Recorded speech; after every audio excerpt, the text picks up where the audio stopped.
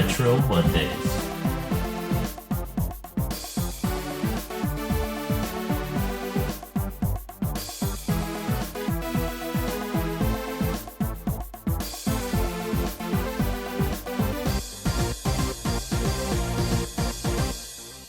Hey, what's happening, gamers? Welcome back to another Retro Monday, making old school and Mondays fun again.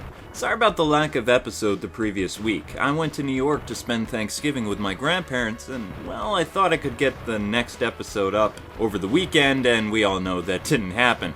So thanks for your patience, and I hope you enjoyed this episode. Today's game is considered by many gamers as the best 2D shoot-'em-up of all time, and for good reason. Squadron first graced the arcades in 1989 and was developed by Capcom. The game is actually based on the long-running manga and anime series called Area 88, which follows the exploits of a mercenary pilot named Shin. Area 88 was ported to the Super Famicom and Super Nintendo in 1991. Although in the States, the game is of course called Squadron. Now this isn't your typical shmup either. After picking between three main characters, Kazuma, Mickey, and Greg, the commander briefs you on the mission, and then it's off to the gritty old man to buy your equipment. You heard right, buy it. Squadron features 10 missions, bonus missions, and up to 6 fighters. Unlike the arcade game, each pilot starts off with an F-8 Crusader and all other planes need to be purchased. However, the shields can no longer be bought in the shop, they must be discovered in the actual levels. Weapons are limited to certain aircrafts except for the F-200, which can use all of them. Other subtle differences include starting the game with 3 lives, getting 3 continues, the missions can be selected in any order as long as they are viewable on the map, and lastly, Capcom has added the danger mode. When your plane is hit, it will start flashing. Each plane is equipped with a recovery system, but if you're hit while the plane is still flashing, you're smoked. So make sure to dodge until your jet stabilizes, otherwise, well. Gameplay doesn't stray too far from this genre either. All the planes have machine guns and secondary weapons. The secondary weapons can be selected during the game by pressing the X button, but they can also be picked on the pause screen. A level up system is also in place and occurs when players pick up a colored power. For most of the jets, your max level can only be level 5. The pilots also have unique attributes to them as well. Shin raises his firepower level the fastest out of all the pilots, Mickey dishes out the most damage with his secondary weapons, and Greg can take a beating and keep on ticking. For beginner players, stick with Greg, then promote yourself to Shin when you've gotten good enough, and when you're awesome at this game, try Mickey. So, what didn't I like about this cult classic game? Well, the first thing I really didn't like about this game was the lack of funds you get from shooting down other pilots. This is a big deal for me considering how expensive everything in this game really is. Since the bonus levels don't pay you enough and without the ability to replay levels you beat, it is next to impossible to earn the amount of money that you need. Seriously, how does the game expect you to earn enough money to buy all the planes? What's funny is not all the planes are actually useful in this game either. Take the A-10 Thunderbolt II and Stealth YF-23 for example. The Thunderbolt surprised me. It was cool to be able to shoot in 2 directions, but it's just the weakest plane of the bunch. While the Stealth Ray is invisible to enemy heat seekers, it doesn't have any cool weapons, so there's no point in really choosing it.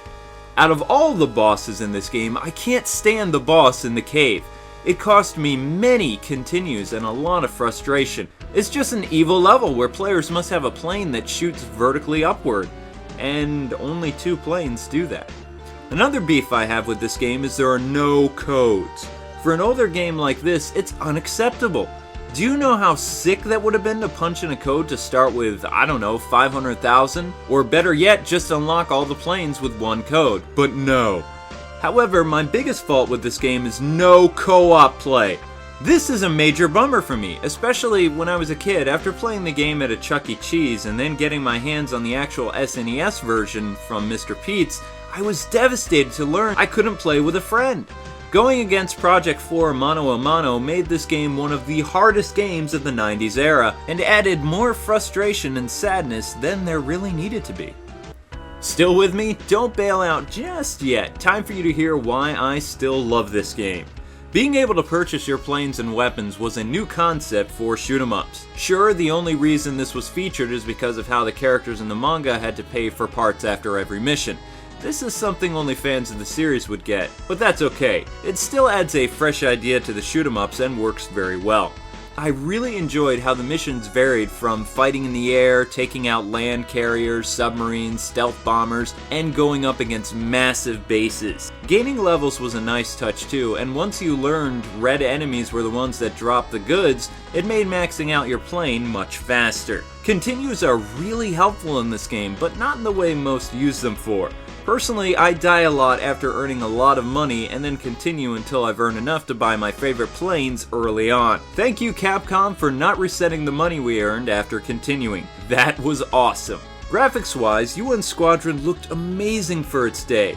It was really cool to see some Mode 7 techniques in the opening for the game. The level design was just so well done. The sprites, animation, everything looked great. Some of my favorite levels include dogfighting in a beautiful blue sky, flying through the jungle and being able to shoot down the trees, and navigating through a massive thunderstorm with lightning striking all around you.